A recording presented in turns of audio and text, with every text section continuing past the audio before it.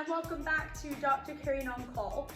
After Sexy Weirdness Part 1, I got a lot of questions from people wanting to know more about penis fractures and about other urological issues. So I decided to bring in an expert, Dr. Nat Tan, who's a urologist in training, who's going to talk to us a bit more about penis fractures and urological problems that he sees in young men. Thanks for coming, Nat. Happy to be here. So Nat, tell us a bit more about penis fractures. How do they happen, and is there a bone in there? So first off, to reassure people, it's not that common. In the last year of my training, I've seen about 3. When you think of all the men having sex every night in London, 3 is not that many.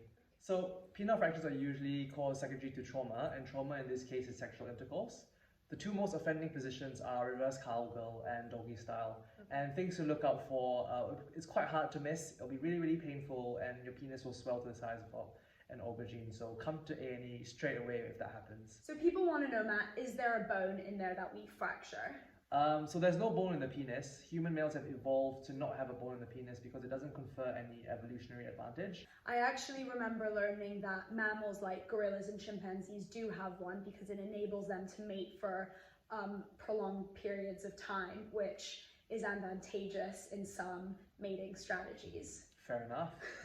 So now, what does it actually mean to fracture your penis? So when a penis fractures, there's a tear in the tissue, and the blood basically goes outside of the tissue where it's supposed to be, basically near the skin, and the blood just collects there. So when that happens, it's really important to go to A&E ASAP, and a penile fracture is actually one of the few emergencies that will get a urologist out of bed in the middle of the night. Okay, and it's repaired instantly? So yeah, we'll bring you to theatre, we'll repair the defect, restore the channel so the blood can flow properly, and most men recover quite well from that.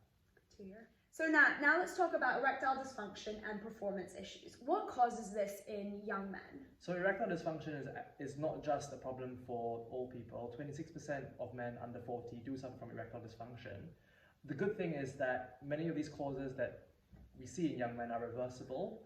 Like what? So common causes would actually be drugs, so cocaine, marijuana, alcohol sometimes as well. I believe it was Shakespeare who said, "It provokes the desire but takes away the performance." It's a very clever bard he was. So another cause of erectile dysfunction that we see quite common in young men is actually sexual anxiety. Sometimes it's a new partner that they're not very familiar with, or other stresses of the job. So some of the advice I give actually in clinic is I actually advocate foreplay for some of my patients as well, because that helps with the erectile dysfunction sometimes. So that's your official advice, to have more foreplay? It's on the letter, yep. And what about Viagra? Do you give Viagra to these young men? So we tend not to give Viagra without trying to exclude any of these easily remedied causes first. Viagra, as with all medicines, has its own shortcomings. Sometimes it can cause blood pressure issues, so we try to avoid it if we can help it. Okay. So Nat, to end, can we quickly touch upon premature ejaculation? Very quickly. Premature ejaculation is defined as ejaculation within 15 seconds of sexual intercourse, but a much softer definition, no pun intended, is actually not lasting long enough for your partner. So what are the solutions to fix this? So I think communication is very important, but you want to talk about medical solutions. There's often, you can stop, having sexual intercourse when you feel you're about too close to orgasm. There are other things like condoms with the inside which have some local anesthetic to numb the tip of the penis to reduce sensation. So all those things can work in conjunction to help premature ejaculation. Okay.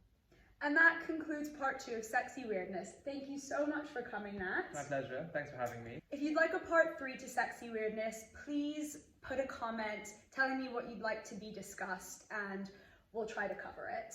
And if you want Nat back, also let me know. Thank you, Nat. Thank you.